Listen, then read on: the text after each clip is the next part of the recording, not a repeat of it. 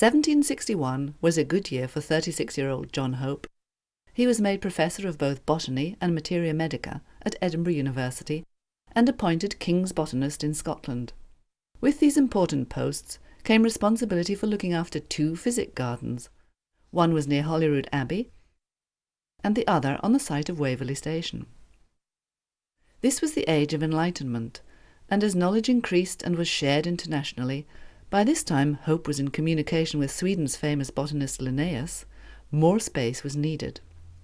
In 1763, the plant collections from the 2 physic gardens of the Old Town were moved to a new site in the country, on the road to Leith, and a smart new house was built for the head gardener. This 1777 drawing of John Hope's Leith Walk Botanic Garden shows that there were large heated greenhouses for the new tropical plants brought back by explorers. And at one time, records tell us, over 3,000 rhubarb plants were grown in nurseries just beyond the walls. The gardens were in Leith Walk for over 60 years, then slowly but surely Edinburgh encroached upon the site. In 1820, the garden established by John Hope could no longer accommodate its collections properly, and the surrounding ground, which had been occupied by nurseries, was in the process of being developed. A new home had to be found, and a 14.5-acre site in Inverleith was purchased in 1822. This site became the heart of the present Royal Botanic Garden. The Botanic Gardens on Leith Walk were long forgotten, but somehow the gardener's house, in spite of the fact that the level of Leith Walk had risen over the years by more than 2 metres, remained useful, firstly as a dwelling, then later for business premises.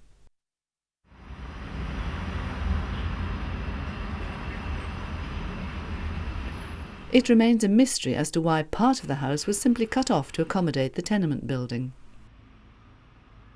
The site, including all buildings, was purchased by a developer in 2005 and lay abandoned for 2 years.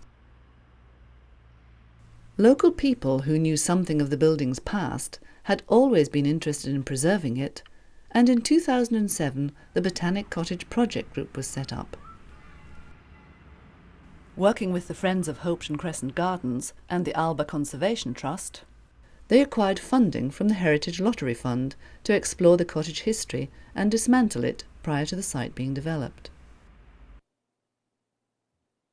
The first priority, after the mess had been cleared away, was to carry out an archaeological survey. One objective of the survey was to record the building so that it could potentially be rebuilt on a new site at a later date. Almost every inch of the building, inside and out, was painstakingly recorded by a combination of precise digital photography and laser mapping. I'm hoping I'm going to be able to see you there. Yeah, I can see.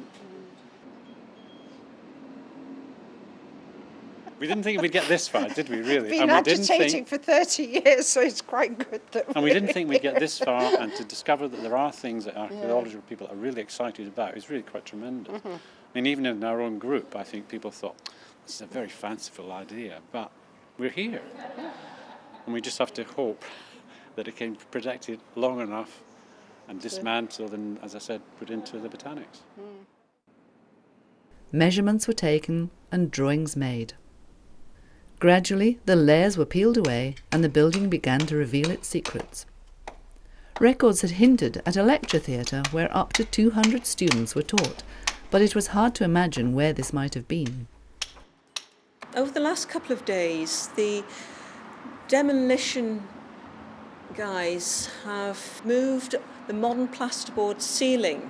The architect and one of my colleagues realised that the hip of the roof was actually formed part of the original ceiling to the building.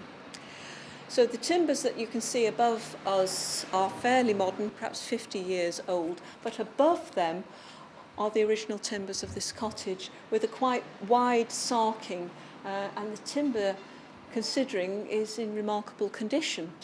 That there is a piece of lath and plaster with wallpaper on it, giving us the evidence that the roof was combed or hipped. So we've got quite a lot of evidence as to what this room would have looked like and how high it would have been, which would have been quite unusual. So we're not talking about bed chambers, we're talking about perhaps this big lecture room with, 200 pupils that could have been in here.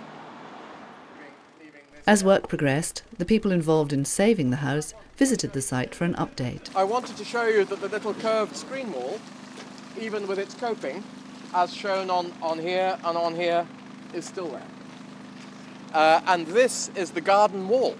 This is the back of that wall that you see there. It's all filled up with soil on the other side, but all of that garden wall is still there.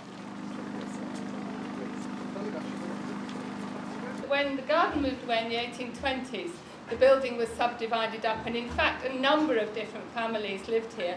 And it's important, I think, to understand that the house was continuously lived in from the 1760s right through to 1987. And at that time, it became office premises. And then it was continuously office premises until 2 years ago. So the sorry state of dereliction it's been in the last 2 years is really only from the last 2 years. As if to verify Jane's comment, a passerby was able to shed light on its modern history. 72. Me. I lived in it. I was brought up in this house. 1958. Yeah. My dad managed the garage next door. Mm-hmm. Wow. And can you tell us what it was like then? Different. Well, that door was actually that was a window. That was a window. Yeah, so we came in through there. The back. Came in the back door and up to that was a kitchen. You can almost see the line where the brickwork was. That was a kitchen. Yep. The living room was to that side. That was actually my sister's bedroom. That was my bedroom, and that was my mum and dad's bedroom. And you had no idea of the... did you have the downstairs as well? No, we used to call it... The downstairs area was never done up. It was probably as it was. We used to call it the old house. Yeah. I had a dark room down there for my photography in these days. And when we moved in here, the front part was a monumental sculptor's yard. Mm-hmm. And that area down below, that was his workshop. Tappy Frank, we used to call him. What was he called? Tappy Frank. Tap, tap, tap, tap, tap, tap. More people came forward with their memories at an open day held in the local library, and a more complete picture of the cottage history came together. They made a platform right across, which is how it's been since. Right. It's a nightmare. Imagine there was like 5 dead bodies there. And how do you spell the name? She actually just died in December last year. Abbey's was owned by the Abbey family. My dad was the managing director. No 21st century passerby could guess that this small cottage, seemingly stuck onto the end of Haddington Place tenement block, harboured such an illustrious past. But that past was to make way for the future, and the site was earmarked for a new hotel. I suppose our view is that, put simply, it's not costing us anything significant to help out. It's important to a lot of people that there is the history of this place is preserved, and as much as possible the fabric of the building. So if we can help, why not? You know, business isn't the be all and end all. Sometimes there's got to be more to it than making a few pounds. With support and help from the developer, the process of dismantling began. Stones were numbered, systematically recorded for future reference, and carefully packed away.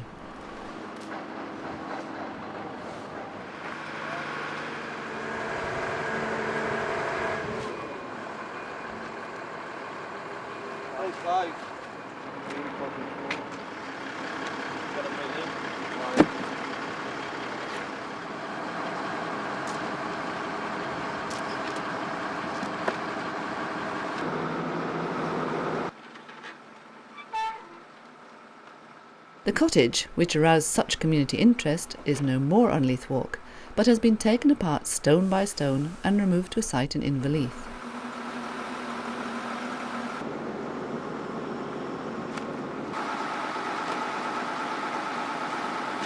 The stones, beams and rubble infill of the cottage took the same route to their new home which John Hope's trees would have taken 185 years earlier, when the garden moved from Leith Walk to Inverleith. Then Mr. McNabb, the head gardener, invented a special machine to transport the mature trees, and it's reported that hardly a specimen was lost in the move. Some of those trees are still growing there today. Here the cottage sits in pieces, awaiting rebuilding. It took many years of watchfulness and enthusiasm to save the building, and 6 months to research and remove it. The challenge now is to restore it to its former glory on a new site, where once again it can be used to educate and inform people about the wonderful world of plants.